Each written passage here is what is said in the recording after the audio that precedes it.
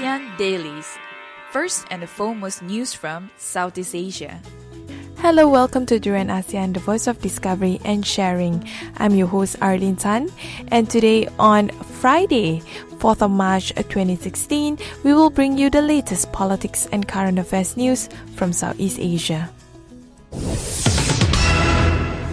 Our top story today: Cyberespionage group hit Southeast Asia disappears.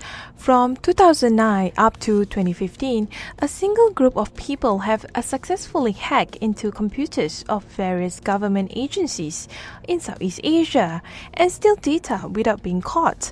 But in May 2015, the cyber-espionage group, dubbed as Nikon, suddenly disappeared after their operations were exposed in a public report by the computer security firm's Kaspersky Lab.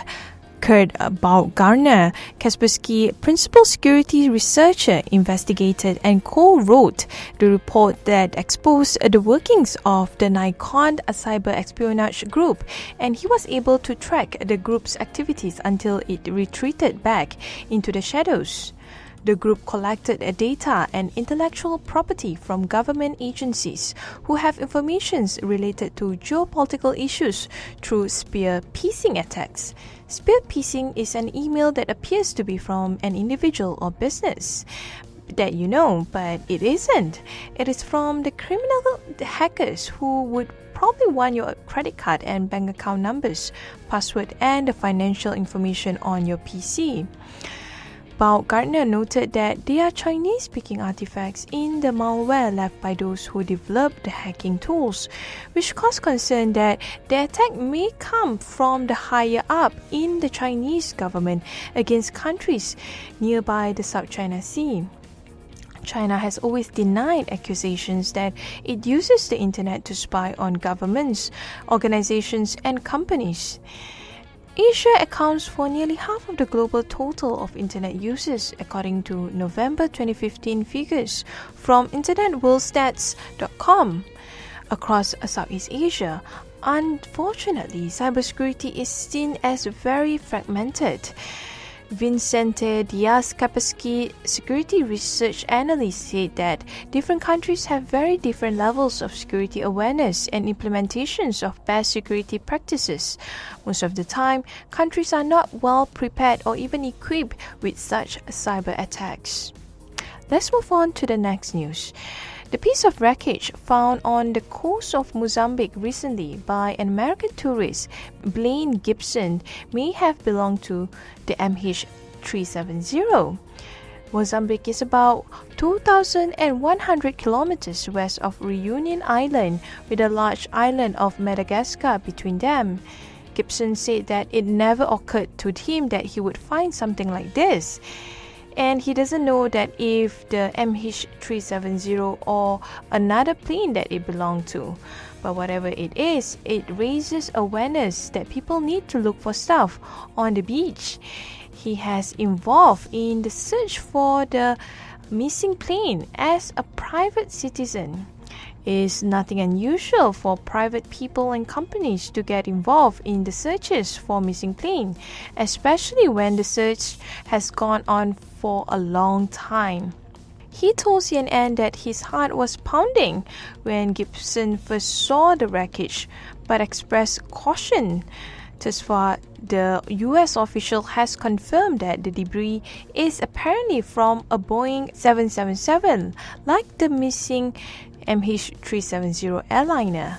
While the locations of the debris is consistent with some of the drift modeling, the debris is on its way to Australia, where Australian and Malaysian officials as well as international specialists will conduct further examination.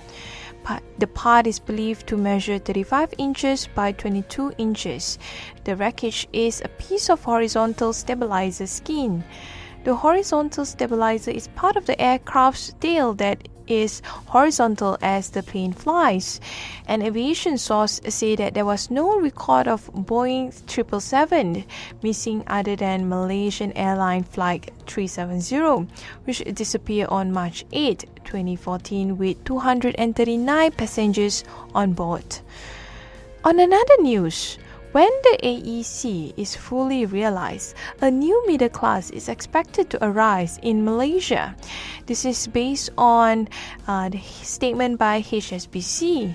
The emerging class will not only consume more services than before, they will also be more likely to be the providers of services as the labor market evolves.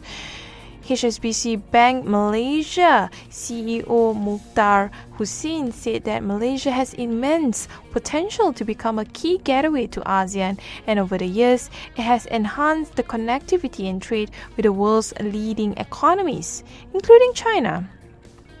The middle class population is important for Malaysia's economic growth.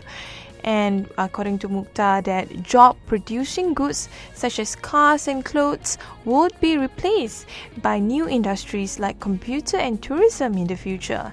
Malaysia will shift its focus from manufacturing to services and technology. He said that he's keen on having more global Malaysians. On top of the broad economic benefits that will bring the ASEAN economic community, it will also create more international mindset among the middle class and will not just impact their lifestyle, but also have an aspirational effect on young professionals. With English recognized as the ASEAN Economic Community official language, demand for high-quality English language education is expected to boost the region's international school sector. Malaysia, which have 142 international schools, is the ASEAN nations which have most proactively encouraged the growth of international education. That's all from our ASEAN Daily today. Thanks for tuning in to Duran ASEAN with me, Arlene Tan. For more updates on Southeast Asia, please go to our website at duranasian.com. If you're on the go, you can always download our TuneIn app on your mobile. Please subscribe to our YouTube channel at Duran ASEAN and Duran ASEAN TV. Don't forget to follow us on our Facebook page, Twitter and Instagram. We always welcome feedback from our listeners.